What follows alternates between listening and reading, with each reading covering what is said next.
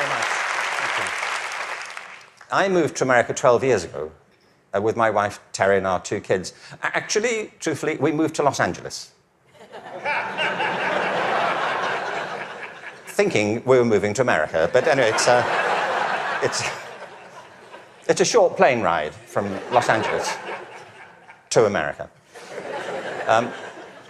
I got here 12 years ago, and when I got here, I was told various things, like, Americans don't get irony. Have you come across this idea? It's not true. I've traveled a whole length and breadth of this country. I have found no evidence that Americans don't get irony. It's one of those cultural myths, like the British are reserved. I don't know why people think this. We've invaded every country we've encountered. I don't know. But it's not true Americans don't get irony, but I just want you to know that that's what people are saying about you behind your back. You know, when you leave living rooms in Europe, people say, thankfully, nobody was ironic in your presence.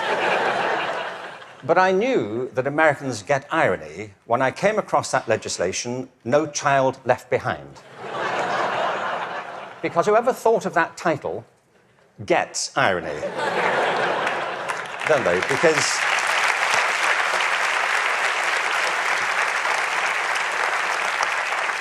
Because it's leaving millions of children behind. Now, I can see that's not a very attractive name for legislation. Millions of children left behind. I can see that. What's the plan? Well, we propose to leave millions of children behind, and here's how it's going to work. And it's working beautifully. In some parts of the country, 60% of kids drop out of high school. In the Native American communities, it's 80% of kids. If we halved that number, one estimate is it would create a net gain to the US economy over 10 years of nearly $1 trillion. From an economic point of view, this is good math, isn't it? That we should do this. It actually costs an enormous amount to mop up the damage from the dropout crisis. But the dropout crisis is just the tip of an iceberg. What it doesn't count are all the kids who are in school but being disengaged from it, who don't enjoy it, who don't get any real benefit from it. And the reason is not that we're not spending enough money. America spends more money on education than most other countries. Class sizes are smaller than in many countries.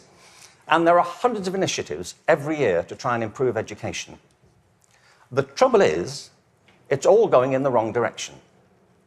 There are 3 principles on which human life flourishes, and they are contradicted by the culture of education under which most teachers have to labour and most students have to endure. The first is this, that human beings are naturally different and diverse. Can I ask you, how many of you have got children of your own? OK. Or grandchildren? How about 2 children or more? Right. And the rest of you have seen such children? Small people wandering about. I will make you a bet, and I'm confident I will win the bet. If you've got 2 children or more, I bet you they are completely different from each other, aren't they? Aren't they? You would never confuse them, would you? Like, which one are you? Remind me. You know, your mother and I are going to introduce some colour-coding system so we don't get confused. Education under No Child Left Behind is based on not diversity, but conformity. What schools are encouraged to do is to find out what kids can do across a very narrow spectrum of achievement. One of the effects of No Child Left Behind has been to narrow the focus onto the so-called STEM disciplines. They're very important. I'm not here to argue against science and math. On the contrary, they're necessary, but they're not sufficient. A real education has to give equal weight to the arts, the humanities, to physical education. An awful lot of kids... Sorry, thank you.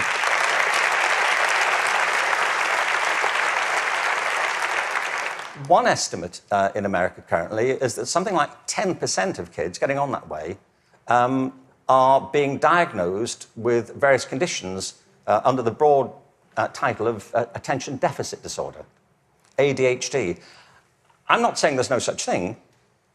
I just don't believe it's an epidemic like this. If you sit kids down hour after hour doing low-grade clerical work, don't be surprised if they start to fidget, you know.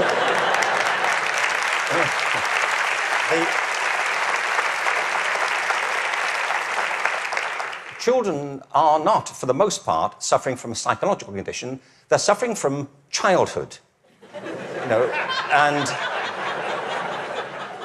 and I know this because I spent my early life as a child. I went through the whole thing. And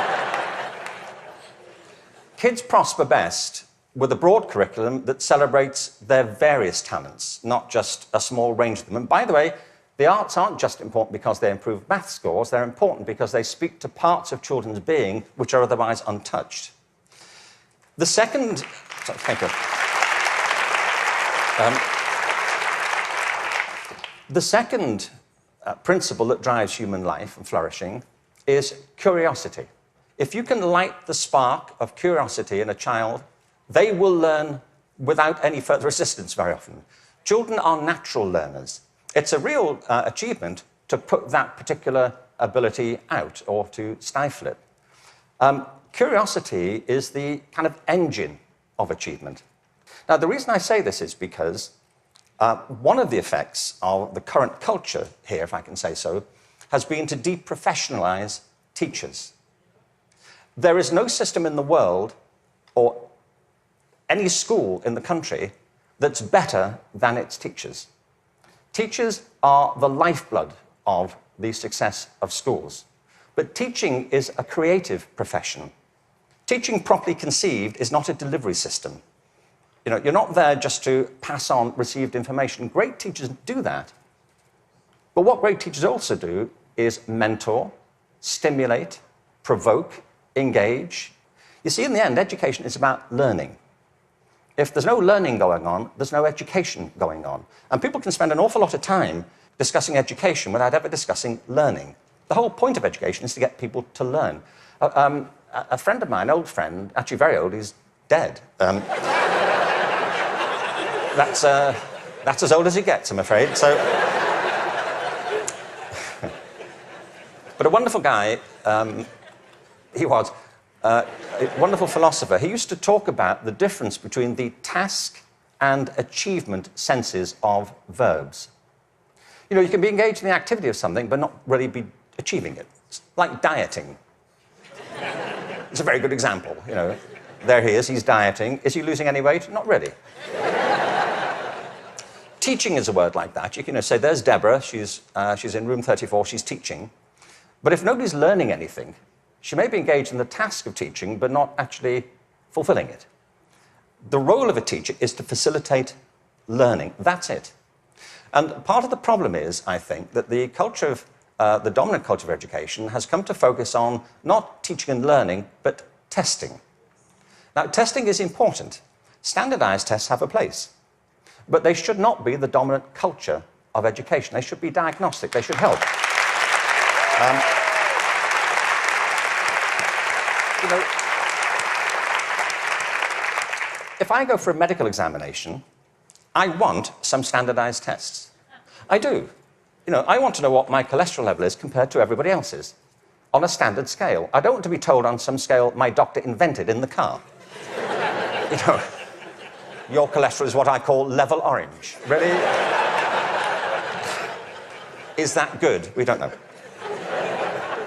But all that should support learning. It shouldn't obstruct it, which of course it often does. So in place of curiosity, what we have is a culture of compliance. Our children and teachers are encouraged to follow kind of routine algorithms rather than to excite that power of imagination and curiosity. And the third principle is this, that human life is inherently creative. It's why we all have different resumes. We create our lives, and we can recreate them as we go through them. It's the common currency of being a human being. It's why human culture is so interesting and diverse and dynamic. I mean, other animals may well have imaginations and creativity, but it's not so much in evidence, is it, as ours. I mean, you may have a dog. you know, and your dog may get depressed. You know, but it doesn't listen to Radiohead, does it? And,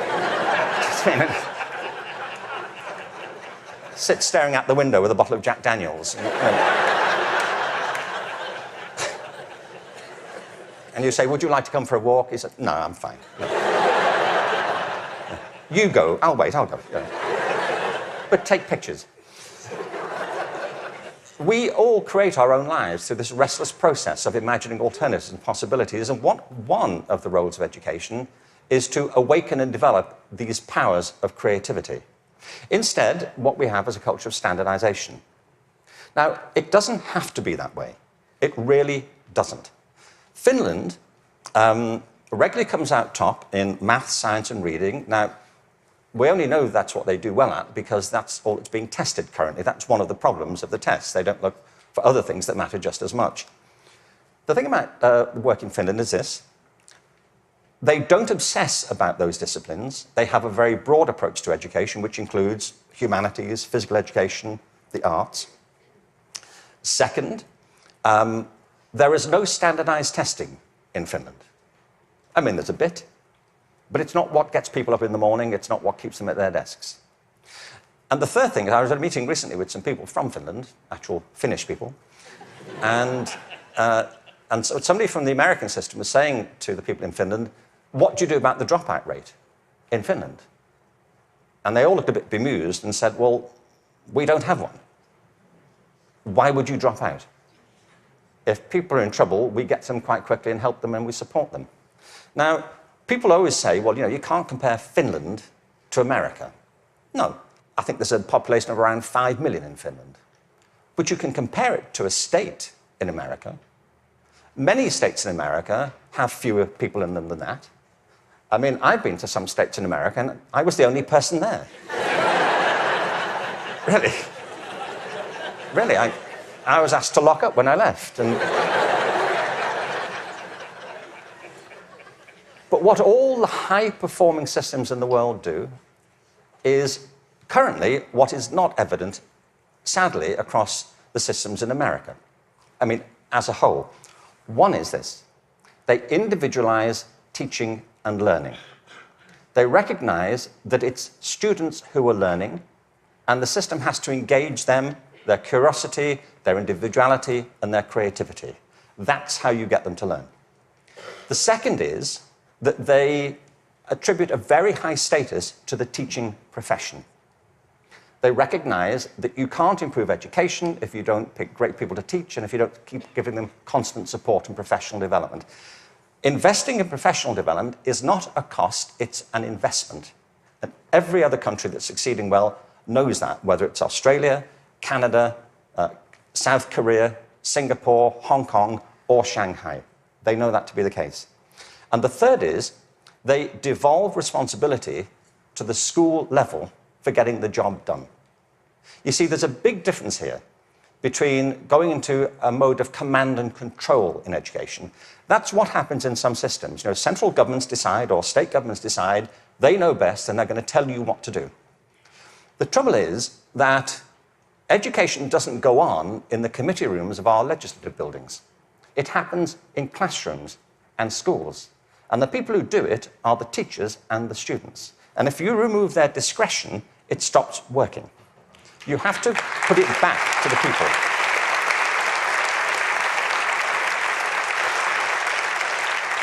There is wonderful work happening in this country.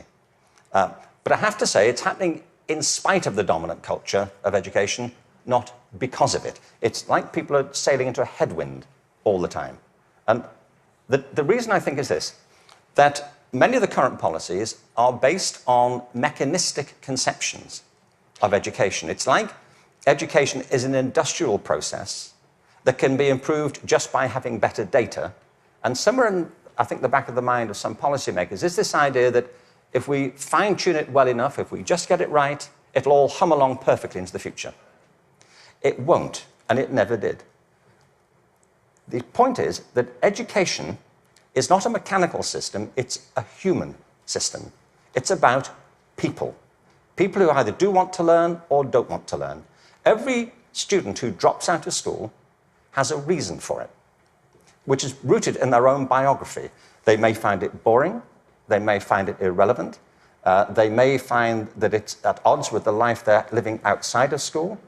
There are trends, but the stories are always unique. I was at a meeting recently in Los Angeles they're called alternative education programs. These are programs designed to get kids back into education. They have certain common features. They're very personalized. They have strong support for the teachers, close links with the community, and a broad and diverse curriculum, and often programs which involve students outside school as well as inside school. And they work. What's interesting to me is these are called alternative education. You know? And all the evidence from around the world is if we all did that, there'd be no need for the alternative.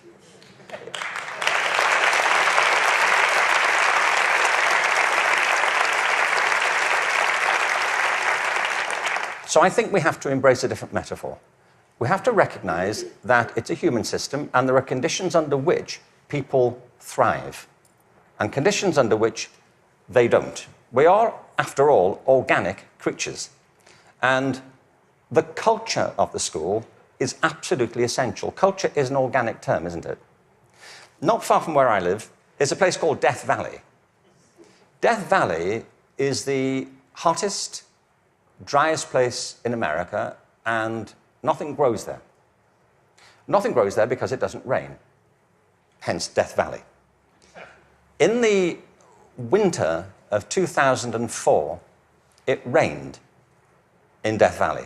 7 inches of rain fell over a very short period. And in the spring of 2005, there was a phenomenon. The whole floor of Death Valley was carpeted in flowers for a while. What it proved is this, that Death Valley isn't dead. It's dormant.